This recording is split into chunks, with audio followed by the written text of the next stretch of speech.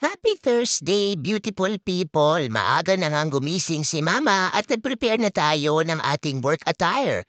Bago natin makalimutan ang lahat, mag-skincare routine muna tayo. Nakapaghilamos na nga tayo at nakapaglagay ng ating serum at moisturizer.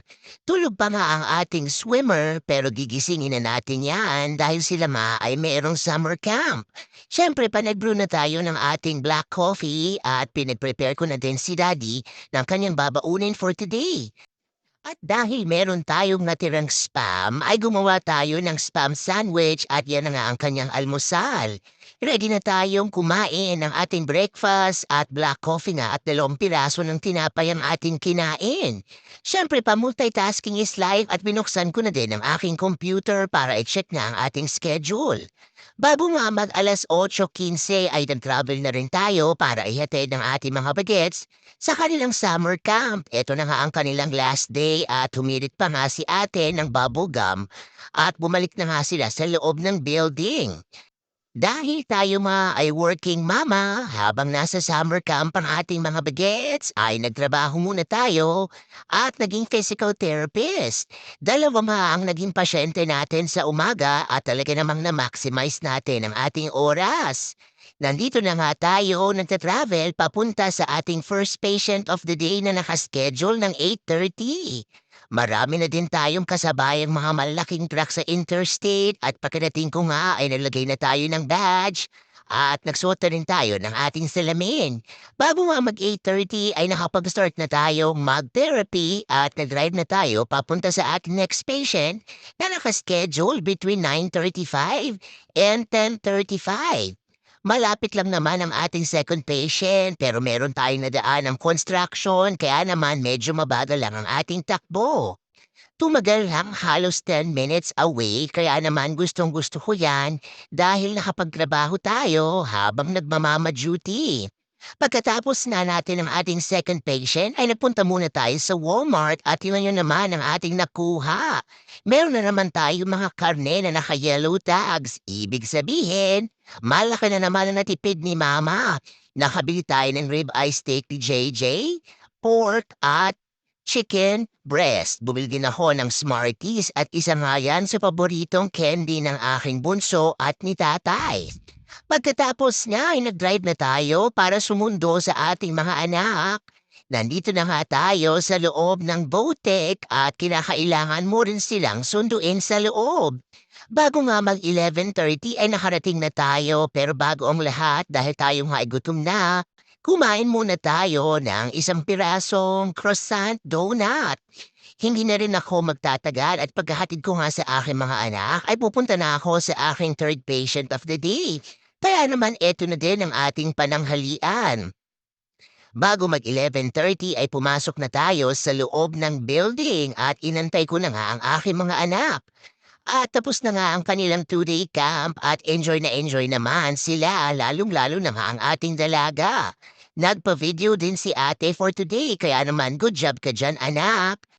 Habang tayo nga ay nagde-drive ay pinalalahanan ko na ang aking mga anak na kumain na nga sila ng magkasabay dahil hindi ko nga sila maaasikaso. Nag-drive na tayo papunta sa ating last patient of the day at nandito na naman tayo sa dulo ng walang hanggan. Mabuti na lang talaga ay nakapagbaon tayo ng iced coffee. Tingnan niyo naman ang napakalaking farm na yan, wala na halos katao-tao. Pagkadating ko nga sa aking last patient at pagkatapos nating magtrabaho ay pumunta muna si Mama sa Sheets at pinasalubungan ko nga ang aking mga anak ng frill. Eto nga ang blended ice cream at paborito nga nila yan. Sino sa inyo ang nakaka-relate na kahit na nga tayo ay nagtitipid, basta paborito ng ating mga anak ay for the go lang si Mama. At excited na nga akong ipakita sa kanila yan dahil mainit din ang panahon at talaga namang favorite nila yan lalong-lalo naman ni ate. Pagkatapos nga ay umuwi na din tayo at ilan nyo naman si Haring Araw talaga namang sikat na sikat at napakainit ng panahon ngayon. Medyo gutom na nga si Mama sa mga oras na yan dahil 1 piraso lang ng Croco Donut ang ating kinain.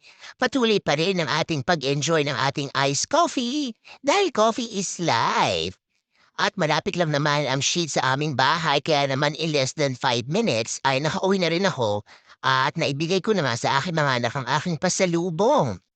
At kinuha ko na rin sa fridge ang napamili nating meat kaninang umaga dahil hindi ko naman naasikaso yan at nagmamadali tayong magtrabaho. Ay, ito nga ang ating gagawin ngayon. Ngayon din ay trash collection at ayan nga ang malaking truck para kolektahin ang ating mga recyclables.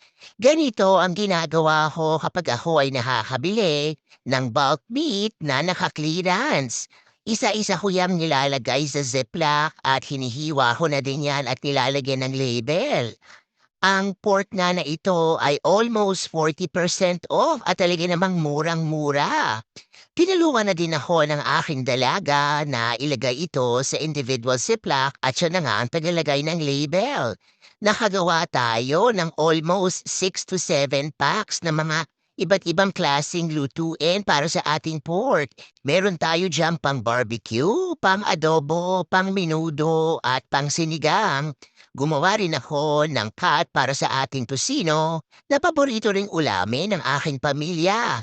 Ayan na nga si ate habang ako nga ay naka-gloves at naghihiwa. Siya naman ang taga-open ng ating sipla at tagapaglagay ng label.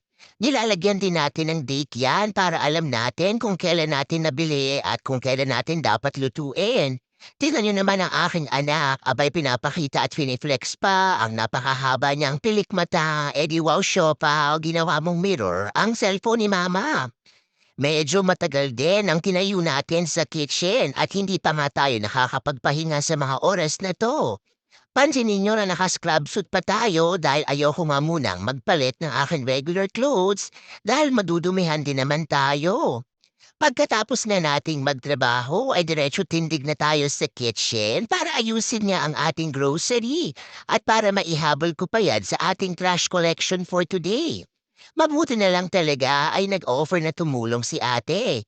Nilagay na nga niya ang tocino seasoning at siya na din ay nagmekos-mekos niya dahil ito rin ay paborito niyang ulam. Isa na namang busy day ang napagtagumpayan ng iyong pamilya. Yan lang muna for today's video. Remember, family time is the best time and every gising with your family is always a blessing. Bye-bye!